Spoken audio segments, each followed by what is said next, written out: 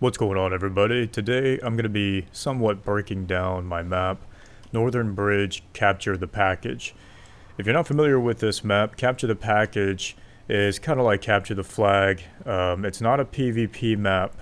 It's a PvP styled map, I guess you can say, but basically it's AI only, and I'm using the Bounty Hunt game mode. But I'm going to show you guys how this map pretty much functions, and hopefully it gives you guys some ideas on how you can go about doing things and maybe any map that you are trying to make. The main trick that I used in this map is called I don't know what it's called, but I guess you can call it the platform trick. So basically what it is you have a long platform hidden under the map, and at one end you have a sphere that spawns in one at a time, and it rolls down the platform, and then it lands into a pit of fire. When that sphere breaks, then a script is activated. This is a good way to create delays in your map without having to rely on the actual action delay. The problem with the action delay is that it delays other scripts too. And in a map like this, where there's a lot of scripting going on, I can't risk any delays, getting in the way of other scripts. Everything needs to pretty much activate at that moment, that I need them to be, activated. So this is a good way to bypass the delay action using these spheres. So this is another good way to create a good day and night cycle. I used this trick on my map, Mars Oasis, and basically each sphere that spawns in will change the time of day, and it just is going to create a good kind of smooth night and day cycle. Whereas before I used to use volume triggers, and I would put them in places around the map where I think the player may be. The problem is it just doesn't work. You don't know where the player is going to always end up and how fast they're going to get there. So, it doesn't create like a good smooth day and night cycle. This platform trick seems to work very well.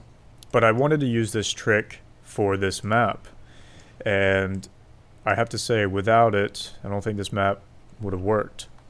So capture the package. As I stated, it's kind of like capture the flag. AI or NPCs are able to capture packages also. Now we have 3 points, or the score limit's 3, and each team has 3 beams. Whatever beam is not on the map anymore, that team wins.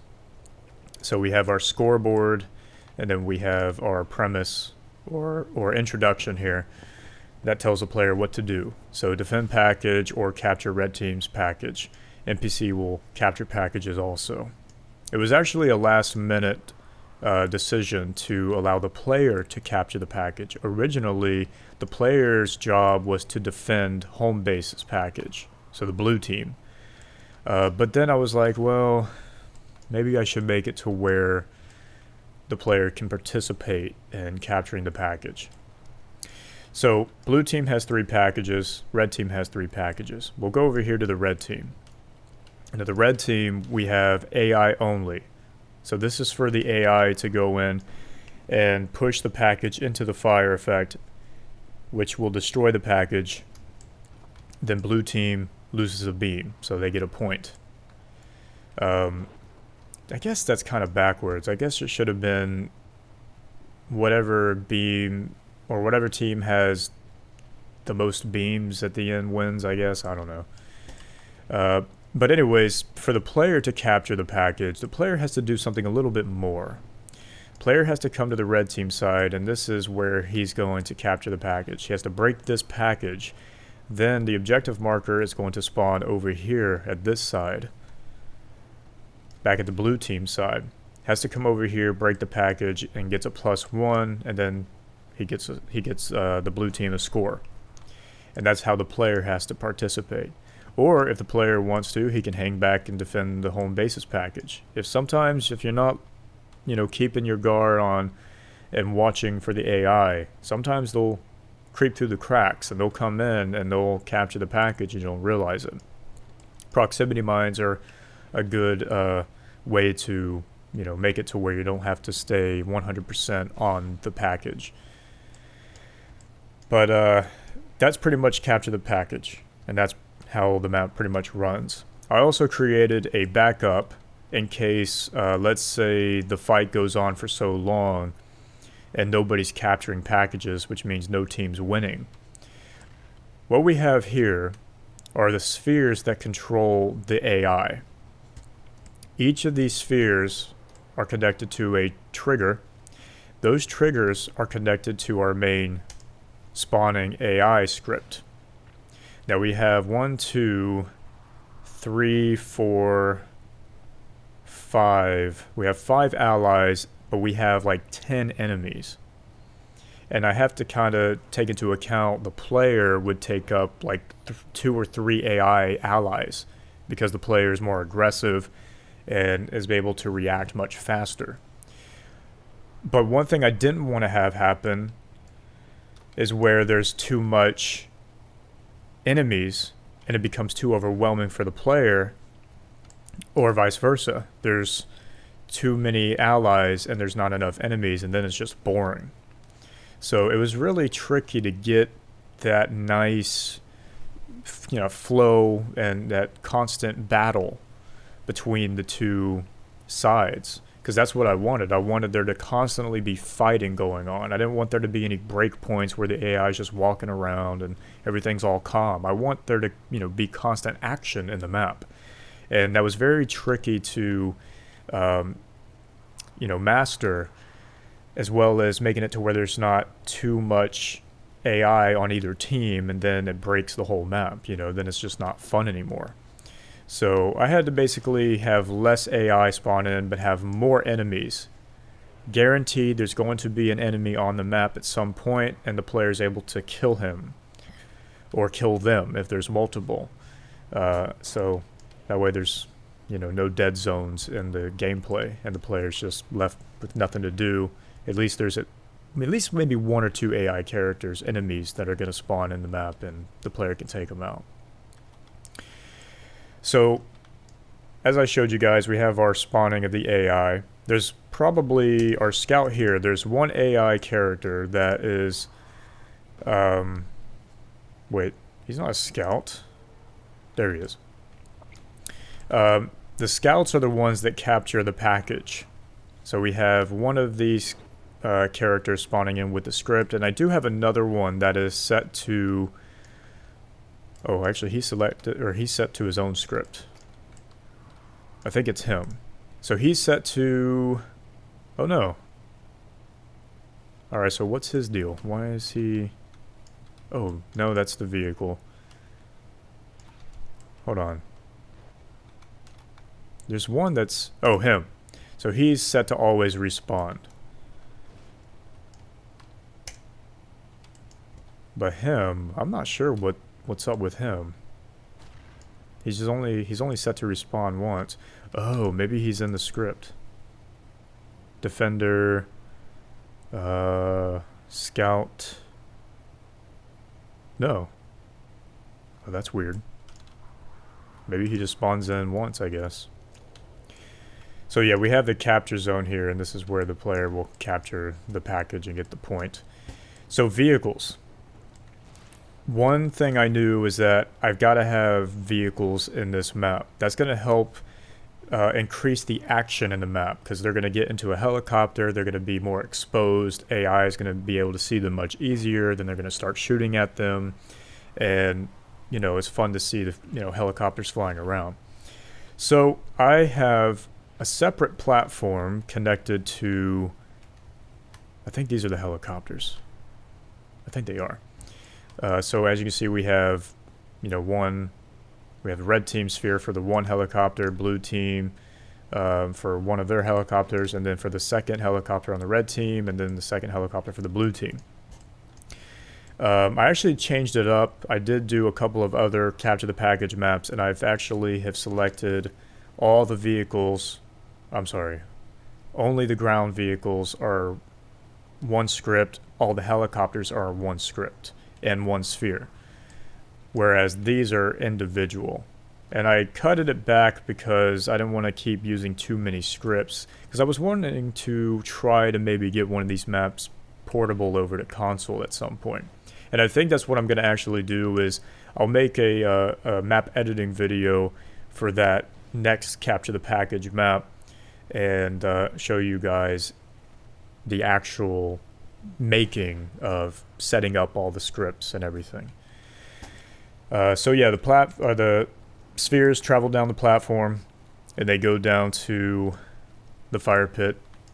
When the sphere breaks, a new vehicle spawns in. The airplanes, I couldn't do that with because the AI don't use the airplanes too much. Even though I have them kind of set up to, they don't use the airplanes too much. So I didn't want to use the sphere trick because what happens is if AI is not using vehicles when they spawn in, the next sphere that spawns in breaks. Now you have vehicles stacking on top of each other.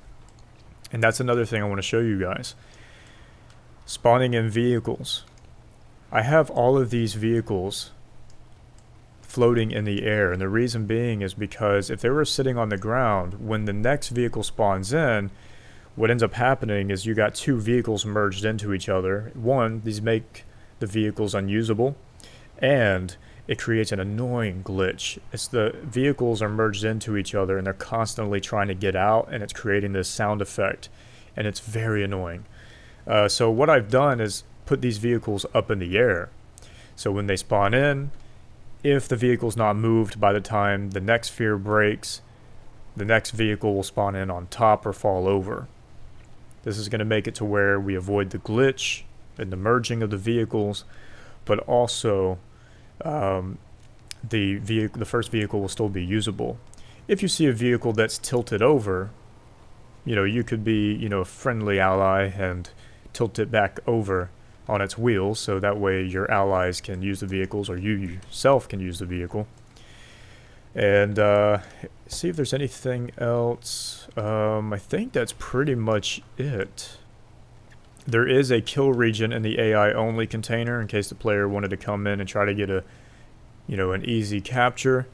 And there's also a breakable glass that is connected to a kill region that is spread across this entire region right here, in case the player started to get a little clever and shot a rocket from here into the container and blew up the package. But he'll blow up the glass too, and he'll spawn in the kill region, and they're dead. Okay, so the final thing, the ending for this map, what is it? I think I was explaining the AI spheres and I kind of got off track. Because I was talking about what if no AI or nobody's capturing packages, how's the game going to end? Well, if the blue team wins, what we have down here is we have our target. This is our target, and he's in a box, and you can see we have a fire jet effect. If the blue team captures all the packages, the fire effect spawns in, kills the target, and that's going to spawn in the extraction zone all around the map. So no matter where the player is, they're going to be in the zone and they win. But let's say nobody is capturing the packages at all, and the battles just keeps on going. There is a sphere for one of the AI spawning. I think it's the final one, I believe. When that spawns in and it rolls down into the pit and breaks, same thing. Spawns in the fire effect, kills the target, and then you've got the extraction zone spawning all over the map. If the red team wins, a kill region spawns around the entire map and it kills the player. No matter where the player is, he's going to die. So, one thing I want to kind of address here is that set your platforms to your liking, I guess. Every map's different, and I've had to adjust the time it takes for the sphere to roll down and get destroyed for different maps. Actually, for this map, this is the AI platform right here. This is where the sphere is supposed to go. But I actually blocked it off and I put a fire jet effect way closer to the spheres. And the reason being was because it was taking too long for the spheres to travel all the way down. And that was creating dead zones in the map where there was no action, no AI, no enemies. And that was very boring. And then it's very easy to capture the package and there's no challenge or anything. So I had to move that the fire effect much closer, so that way the sphere gets destroyed sooner. And what it ended up doing is it was making it to where the game was constantly trying to spawn in AI, but because of the spawn regulator, which is the thing that prevents more AI from spawning in if you have already 12, I used it to my advantage in this map. I basically allowed the regulator to do its thing, and it was preventing too much AI spawning in, and it was creating a nice kind of healthy flow of allies and enemies spawning in. It wasn't spawning in too many enemies, it wasn't spawning in too many allies, because it's not allowing it. There's already more than 10 or 12 AI on the map. So it was pretty much flowing perfectly the way I needed it to for this map. But like I said, every map is different, so you really have to adjust it. And this is a good way to create additional waves too, creating these spheres, and you're kind of allowing, it's the same AI characters, they're all set to their same control zones. Now if you use the rush point control zone for your enemies, this allows them to pretty much go anywhere on the map, and they're constantly always active, and they're always on edge and trying to run around and find the player and on the alert. Sadly, your allies can't connect to the rush point. They can, but they turn evil. Unfortunately, there's no way to get around that. If I could connect my allies to the rush point, that would have been great. That would have been fantastic. But unfortunately, they turn evil on you, and they try to kill you, sadly. But I think that is pretty much it for this map. There's a second row right here.